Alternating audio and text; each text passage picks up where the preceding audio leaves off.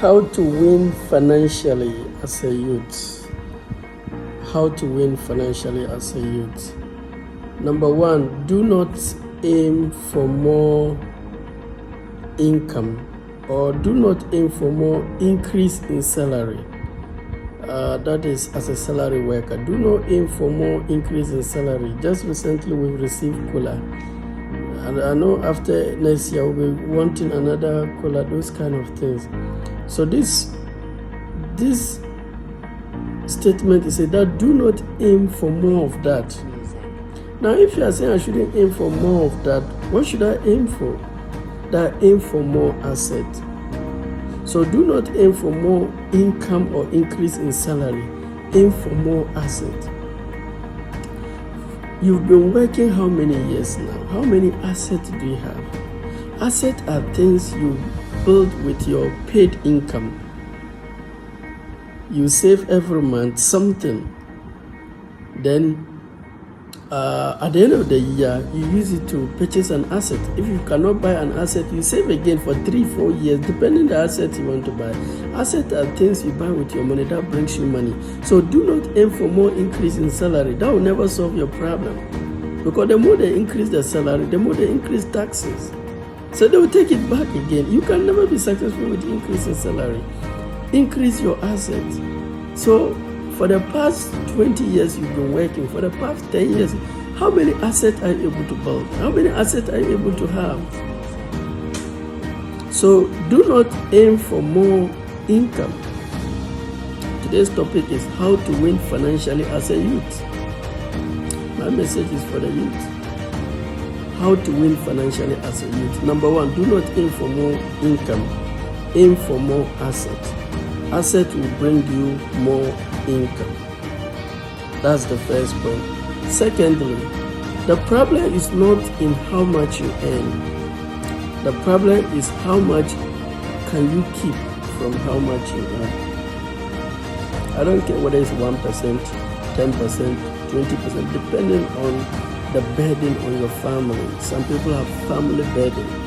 So if somebody can keep 30% of their income, don't expect everybody to be able to keep that, because the burden, the responsibility on you will determine how much you can keep. But don't spend all your money in giving a reason is that I have so much responsibility. Then what are you doing? When a farmer harvests, there's some he and the family eat, but there's some he keep. We call it seed corn. Seed corn. If the family are very hungry, does it give you seed corn to them? Because if you give it to them, then what do you have the next year to plant or to sow? So, and some people say, but this money is too small. Every seed is small, but it has that potential to become forest. So the problem is not in how much you earn. How much can you keep from how much you earn? Is it 1%? Is it 2%? Is it 10%? I reason with you, you have so much responsibility, but spending all your money, would that solve the responsibility? Increasing small salary COLA, would that solve your responsibility? It's savings that will solve your problem. And if you cannot save, I'm sorry, you'll be complaining my family from and die. That ends it. You just die. But if you are saving every month diligently, after 2-3 years, you will escape the poverty. But if you made a mind, I have so much responsibility, so you spend all. It's not how much you earn. How much can you keep from how much you earn? So every month you must keep something. Look at the amount of money you've received and ask yourself, how much can I keep? Now let me give you this wisdom. Always save first before you spend. Many people spend what is left, they will save. Guess what is left? Nothing. The problems are many, the responsibility are many. So when I pick my money, the first I go to the bank, save the amount I want to save, then I'll manage it. So when I save what is left, I now know how to spend. I become critical. But if I hold all the money, I'm sorry, the bank will never see me. And whatever I'm saving every month, I calculate it. At the end of the year or two, I know where to put it. That's the only way to escape poverty. If you are waiting, the government increase salary, he will increase tax. Rent will be increased. Fuel will be increased. Increased salary will never get you anywhere. So the problem is not how much you earn. That's the second point. Here's the third point. The goal is not to have more money in the bank. The goal is not to have more money in the bank, except maybe your 6 months expenses, your 12 months expenses, maybe your 2 years expenses. If you are investing and your living expenses, you don't have any money in the bank to take care of your living expenses, you'll be investing for it, but you'll be a beggar, you'll be begging to eat.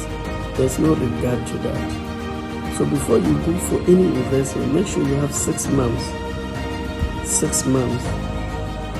of your living expenses set aside, so that you won't even touch the money you are getting from your investment. Some prefer 1 year. I actually prefer to have my 2 years living expenses packed, so that even today I quit my job or something happened, inshallah, I can live for 2 years while searching for another job. But just to quit one job 1 month and you start begging, you start suffering. You've been working for 12 years. Is that the best you could do? And the excuse you give, you have so many responsibilities. So where's your seed corn? You give it a family. You don't need to please anyone at your own expense. People like that, you have divorce, your children will disrespect you, you have bad relationship with friends, you'll be very unhealthy. You are paving a way to tragedy life. So the goal is not to have more money in the bank, except your 6 months, 12 months, 2 years expenses while doing your project. The goal is to have assets that will bring you something daily. We have some assets that bring you daily money, some assets bring you weekly money, some assets bring you monthly, some brings you yearly.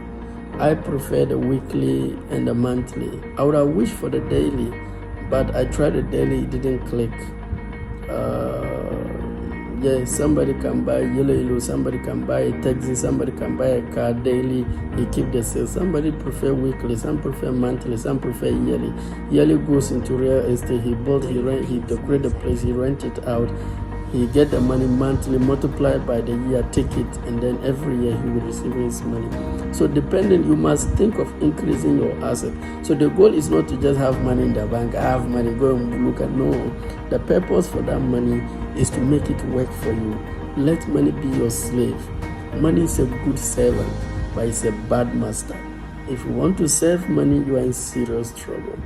And stop thinking you can run towards money. Money run more than you say more.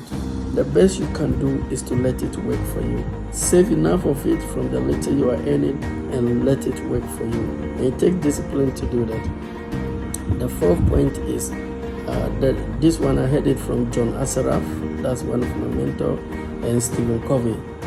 He said the number one success trait of highly successful people is not that they start a lot of things, it's that they finish the thing they started. I love this quote. So when I pick something, my goal is to finish it. I agree, at the beginning I have passion, energy to do it. It will get to a point I'm no more interested. That is when I need discipline. But once I keep it for a while, you see that I'll discover courage, again momentum, then I'll complete it. When you complete a task, that is where success is. It's not starting something. I know people, they start a lot of things. They start something, they'll get to 30%, they'll quit. It doesn't feel like it. You're a child. Children do things, they feel like it. I don't love doing things based on feelings. I decide this is what I want to do, and my goal is to finish. Even book, when I pick a book, I must finish it.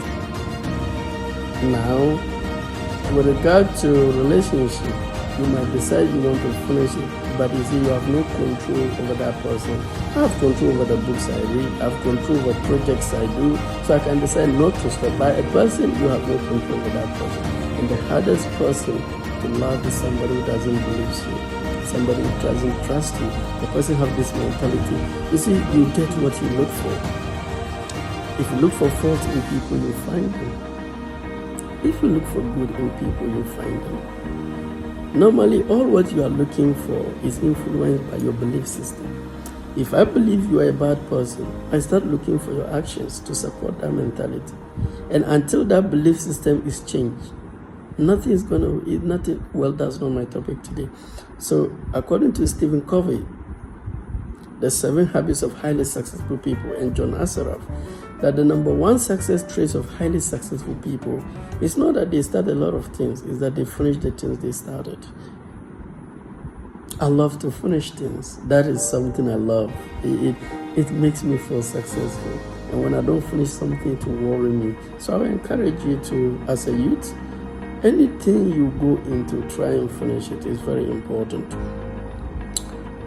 Now, here's the problem. If you cannot do these 4 things I've mentioned, that is, do not aim for more income, aim for more asset, because asset will bring you more income. If you cannot focus, if you cannot aim for more asset rather than increasing salary, if you cannot do that. Secondly, the problem is not in how much you earn, the problem is how much can you keep from how much you earn.